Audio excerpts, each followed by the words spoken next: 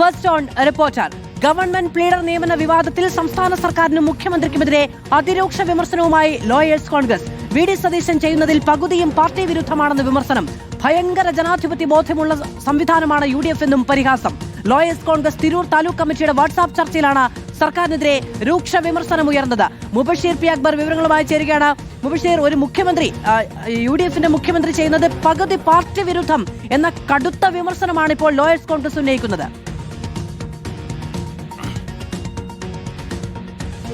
അതേ മധു, സർക്കാർ അഭിഭാഷക നിയമനവുമായി ബന്ധപ്പെട്ട് വലിയ അമർഷം അഭിഭാഷകരിലുണ്ട്. കോൺഗ്രസിനോട് ചേർന്ന് നിൽക്കുന്ന അഭിഭാഷകരിലും പൊതുവെ കോൺഗ്രസുകാരിൽ തന്നെയുണ്ട്. ഇക്കാര്യത്തിൽ SFI പ്രവർത്തകരെയും അതോടൊപ്പം തന്നെ സംഘപരിവാർ അനുകൂല നേതാക്കളെയും ഗവൺമെന്റ് പ്ലീഡർമാരായി നിയമിച്ചു എന്ന വിമർശനം തുടരുന്ന ഘട്ടത്തിൽ കൂടിയാണ് ഇപ്പോൾ കോൺഗ്രസിനോട് ചേർന്ന് നിൽക്കുന്ന കോൺഗ്രസ് ലോയേഴ്സ് എന്ന് പറയുന്ന സംഘടന ഇക്കാര്യത്തിൽ വിമർശനവുമായി രംഗത്ത് വന്നിരിക്കുന്നത്. ലോയേഴ്സ് കോൺഗ്രസിന്റെ തിരൂർ താലൂക്ക് കമ്മിറ്റിയുടെ ഒരു വാട്സപ്പ് ഗ്രൂപ്പിൽ, ഔദ്യോഗിക വാട്സപ്പ് ഗ്രൂപ്പാണിത്. ഈ ഗ്രൂപ്പിലാണ് ഇത്തരത്തിലുള്ള വിഷയങ്ങൾ ചൂണ്ടിക്കാണിച്ചുകൊണ്ട് അതിരൂക്ഷ വിമർശനം സംസ്ഥാന സർക്കാരിനെതിരെയും മുഖ്യമന്ത്രി വി.ഡി. സതീശനെതിരെയും ഉന്നയിക്കുന്നത്. വി.ഡി. സതീശൻ ചെയ്യുന്നതിൽ പകുതിയും പാർട്ടി വിരുദ്ധമാണെന്ന് ഈ ചർച്ചയിൽ അഭിഭാഷകർ പറയുന്നുണ്ട്. ഭയങ്കര ജനാധിപത്യ ബോധമുള്ള സംവിധാനമാണെന്ന് UDF ഭയങ്കര ജനാധിപത്യ ബോധമുള്ള സംവിധാനമാണല്ലോ എന്നൊരു പരിഹാസവും ഈ ചർച്ചയിൽ അവർ പറയുന്നുണ്ട്. KPCC ഉൾപ്പെടെ നാഥനില്ലാത്ത അവസ്ഥയിലാണ് ഇപ്പോൾ മുന്നോട്ട് പോയിക്കൊണ്ടിരിക്കുന്നത്.